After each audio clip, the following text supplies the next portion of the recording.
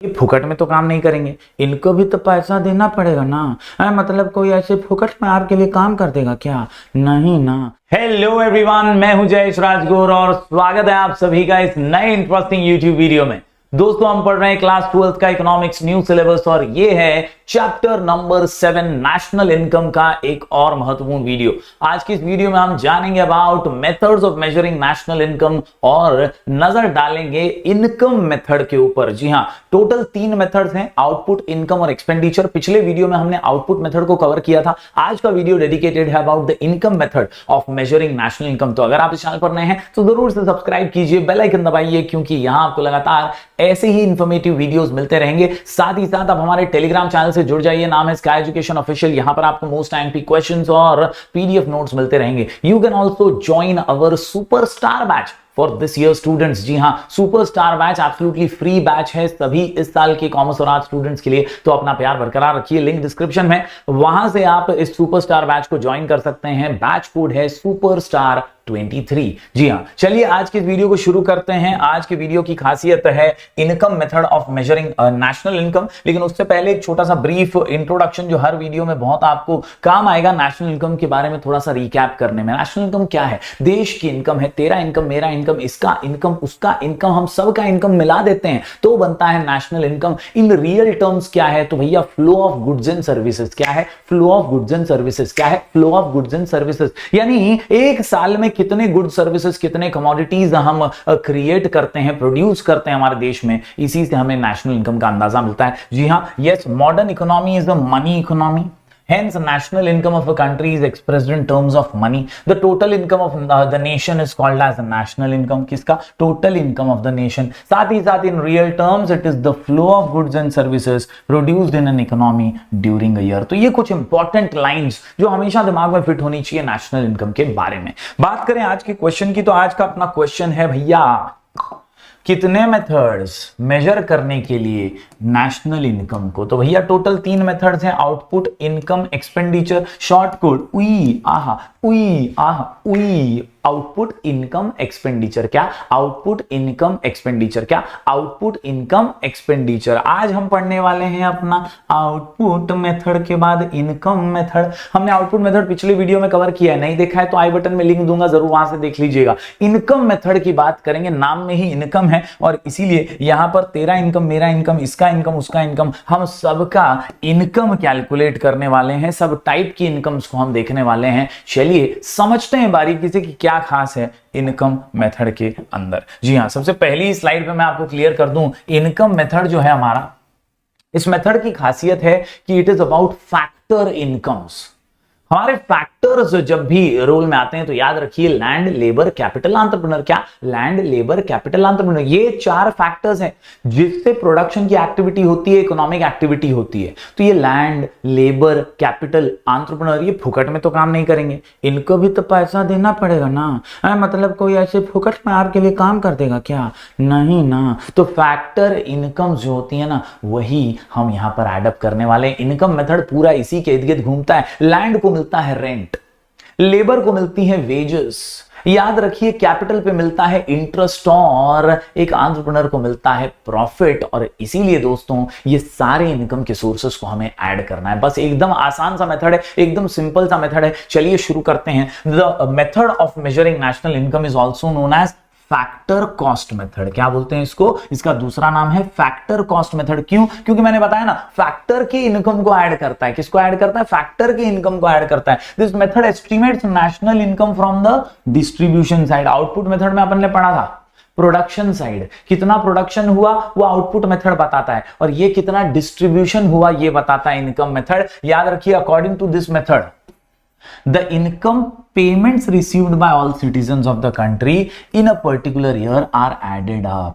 मतलब सिटीजन्स को कितना पैसा मिला उनको ऐड कीजिए तो नेशनल इनकम मिल जाएगी। बड़ा ही सिंपल है एकदम। That is incomes that accrue to all factors of production by way of rent, wages, interest and profit, rent, wages, interest and profit, rent, wages, interest and profit, rent, wages, interest and profit. जी हाँ दोस्तों, rent, wages, interest और profit, बस यही चीजों को हम add करने वाले हैं। कुछ और बेसिक जो चीजें हैं वो भी जुड़ेंगी और नेशनल इनकम हमें इनकम मेथड से मिल जाएगा। उम्मीद करता हूं पहली स्लाइड आप समझ पाए होंगे। तो बेसिकली क्या है ये, तो it is factor cost method, income method का ही दूसरा नाम है। और यहां पे फैक्टर्स ऑफ प्रोडक्शन जो हमारे होते हैं, लैंड, लेबर, कैपिटल, एंटरप्रेन्योर, उनको मिलने वाले रिवॉर्ड्स को हमें ऐड करना है। क्या है रिवॉर्ड्स, तो इनका रिवॉर्ड बहुत ही सिंपल है, रेंट, वेजेस, इंटरेस्ट और प्रॉफिट। रेंट, वेजेस, इंटरेस्ट और प्रॉफिट को ऐड कर दीजिए। Yes my dear students, the data pertaining to income are obtained from different sources. For instance, from income tax returns हमें ये डेटा मिल जाता है, रिपोर्ट से, बुक्स ऑफ अकाउंट से, यानी जो बिजनेसमैन लेजर्स वगैरह बनाते हैं, trial balance, profit and loss account अपना डिस्प्ले करते हैं, उससे भी हमें ये डेटा मिल जाता है कि वो कितना पेमेंट्स कर रहे हैं। As well as the estimates from small income group, यहां से हमें ये डेटा मिल जाता है कि किसको कितना रेंट मिला, वेजेस मिला, इंटरेस्ट मिला, प्रॉफिट मिला, और फिर उसे ऐड करके नेशनल इनकम का पता चल सकता है।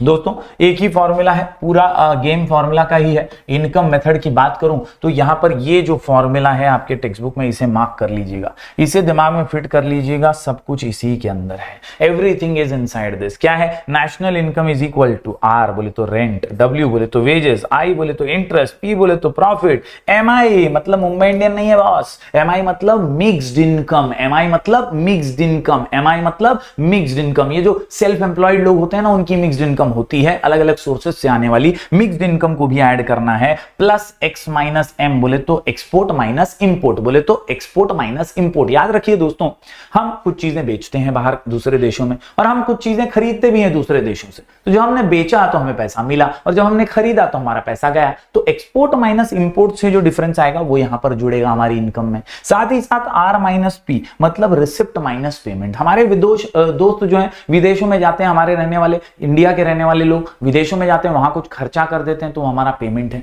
विदेशी लोग यहां आकर के कुछ खर्चा करते हैं तो हमारा रिसिप्ट है। तो रिसिप्ट माइनस पेमेंट का डिफरेंस भी हम यहां पर ऐड करेंगे। तो बेसिकली इनकम मेथड से, यस इनकम मेथड से फॉर्मूला क्या है नेशनल इनकम कैलकुलेट करने का, बड़ा ही सिंपल है, rent, wages, interest, profit plus mixed income plus X minus M plus R minus P. Simple है, सारी टाइप की अलग अलग इनकम्स को ऐड करो तो इनकम मेथड से नेशनल इनकम मिल जाएगा। यही है boss, GNP can be treated as the sum of factor incomes. याद क्या रखोगे, sum of factor incomes earned as a result of undertaking economic activity on the part of resource owners and reflected in the production of total output। जी हाँ, goods and services during any given time period। याद रखिए, GNP according to income method is calculated as follows, that is national income is equal to rent plus wages plus interest plus profit plus mixed income plus net export plus net receipts from abroad। तो ये जो formula है यही आपको दिमाग में fit कर लेना है, इसी से आपका काम हो जाएगा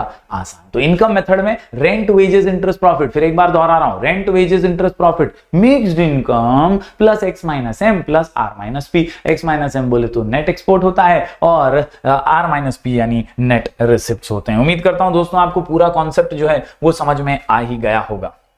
चलिए बढ़ते हैं आगे और अब नजर डालते हैं दोस्तों कुछ प्रिकॉशंस की। कोई भी मेथड हो, हर मेथड के साथ प्रिकॉशंस तो ही है ही।